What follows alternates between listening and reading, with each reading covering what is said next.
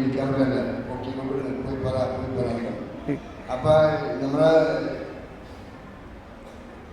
പോലെ പറഞ്ഞപ്പോഴേ തീർച്ചപ്പോഴേ എനിക്ക് രാമ രാമ അപ്പാ രാമ രാമ രാമ അപ്പാ രാമ ഇത് ഞാൻ നേരത്തെ പറയാൻ മറന്നുപോയി. പിന്നെ അവിടെ എഴുതിട്ട് എനിക്ക് സമ്മതിക്കില്ല, പോടാ പോടാ എനിക്ക് പോടാന്ന് താക്കൻ്റെ അടുത്തേക്ക് പറഞ്ഞപ്പോഴേ. അപ്പൊ രാമലാമ പാണവെന്ന് ഞാൻ കിട്ടി. എന്താണ് രാമലാമ പാണവോ? ഇതാണ് എനിക്ക് കിട്ടിയത്. അപ്പൊ ഞാനിത് പറയാൻ വേണ്ടി അവിടെ ഇവിടെ ഇരിക്കുന്നത് പോയി പറയാമെന്ന് പറഞ്ഞു. അപ്പം അതിൻ്റെ പേര് ഇതെല്ലാം നമുക്ക് പുതിയ അറിവാണെന്ന് തോന്നുന്നു, അറിയാൻ പറ്റില്ല. ഇപ്പോഴത്തെ ഈ തോമപ്പോളുടെ ധ്യാനത്തിൽ ഒരുപാട് പുതിയ പുതിയ അറിവുകൾ നമുക്ക് തന്നിട്ടുണ്ട്. അത് നമ്മളെല്ലാവരും അറിവിൽ പ്രവർത്തിച്ച് ഈ ധാരണ പ്രാർത്ഥിക്കണം. 100 വയസ്സ് വരെ ജീവിക്കണം, ധ്യാനങ്ങൾ കൂടണം, ഉണ്ടാകണം, പറയണം. Praise the Lord. ഓക്കെ, നന്ദി പറയാം കർത്താവിന്, കൈയടിച്ച് നന്ദി പറയും. ഇങ്ങനത്തെ ധ്യാനം നമ്മൾ കേരളത്തിൽ കൂടുതൽ സ്ഥലങ്ങളിൽ വേണമെന്ന് തോന്നുന്നവരൊന്ന് കരം ഉയർത്തിയേ, എന്നൊന്ന് പ്രാർത്ഥിച്ചേ. കർത്താവേ, ഈ വിശുദ്ധിയും കരുണയും ഒഴുകുന്ന ദൈവനീതി, ദൈവജ്ഞാനം, ദൈവം കരുണയാണ്, വാത്സല്യമാണ് എന്ന ഈ ധ്യാനം ഒരുപാട് സ്ഥലങ്ങളിൽ ഉണ്ടാകുന്നതിന് ഞങ്ങൾ പ്രാർത്ഥിക്കുന്നു. യേശുവേ സ്തോത്രം. ഒന്ന് ശബ്ദമുയർത്തി സ്തോതിക്കുക. യേശുവേ സ്തോത്രം, യേശുവേ നന്ദി. കരുണയുടെ വർഷത്തിൽ തന്നെ കരുണയുടെ കവാടം തുറക്കണമേ. ഈ കരുണ എല്ലാ ഹൃദയത്തിലും എല്ലാ ഭവനത്തിലും. ദൈവം കരുണയാണ്, ദൈവം കരുണ മാത്രമാണ്, ദൈവം വാത്സല്യമാണ്.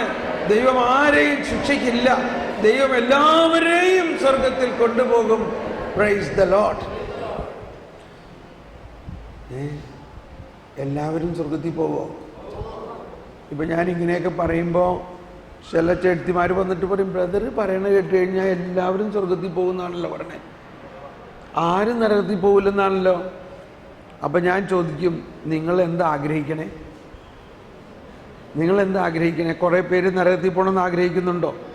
ഇവിടെ ആരെങ്കിലും ആഗ്രഹിക്കുന്നുണ്ടോ കുറച്ച് പേര് നരകത്തിൽ പോകണമെന്ന്? അങ്ങനെ ആഗ്രഹിക്കുന്നവരൊന്ന് കൈ ഉയർത്തിയേ. ഏറ്റവും വലിയ പാപിയും നരകത്തിൽ പോകണമെന്ന് ആഗ്രഹമുണ്ടോ നമുക്ക്? ഒരു പാപി ഭയങ്കര വലിയ പാപിയാണ്, അയാൾ നരകത്തിൽ പോകണമെന്ന് നമുക്ക് ആഗ്രഹമുണ്ടോ? എന്താ നമ്മൾ ആഗ്രഹിക്കണേ? OND ഈശോയെ എന്ന് പ്രാർത്ഥിച്ചേ. OND ഈശോയെ, ഞങ്ങളുടെ പാപങ്ങൾ ക്ഷമിക്കണമേ, നരകാഗ്നിയിൽ നിന്ന് ഞങ്ങളെ രക്ഷിക്കണമേ. എല്ലാ ആത്മാക്കളെയും, പ്രത്യേകം അങ്ങയുടെ കാരുണ്യം ഏറ്റവും കൂടുതൽ ആവശ്യമുള്ള ആത്മാക്കളെയും സ്വർഗത്തിലേക്ക് ആനയിക്കണം. ഈ പ്രാർത്ഥന കേൾക്കാതിരിക്കുമോ? പിന്നെ എന്ത് വിചാരിച്ചാൽ പ്രാർത്ഥിക്കണേ? നമ്മൾ കാര്യത്തിൻ്റെ കിടപ്പ് കണ്ടോ? അപ്പം അതുകൊണ്ടാണ് സുവിശേഷത്തിൽ പല സ്ഥലത്തും പറയുന്നത്. ഈശോ തന്നെ പറഞ്ഞു, എൻ്റെ ആടുകളിൽ ഒന്നിനെ പോലും ആരും എൻ്റെ കയ്യിൽ നിന്ന് പിടിച്ചെടുക്കില്ല. Praise the Lord.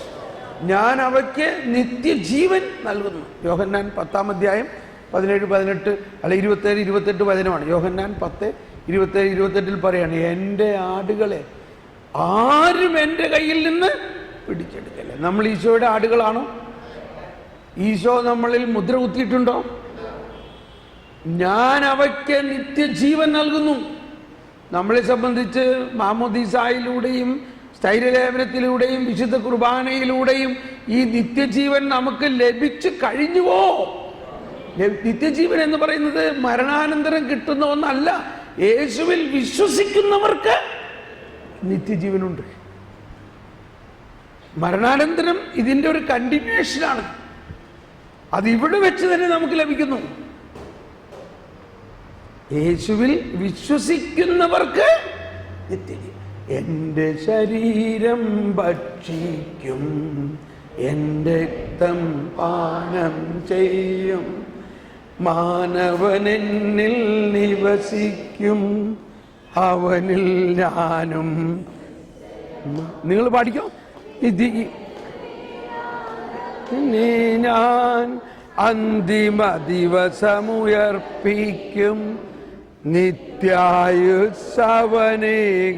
ഞാൻ.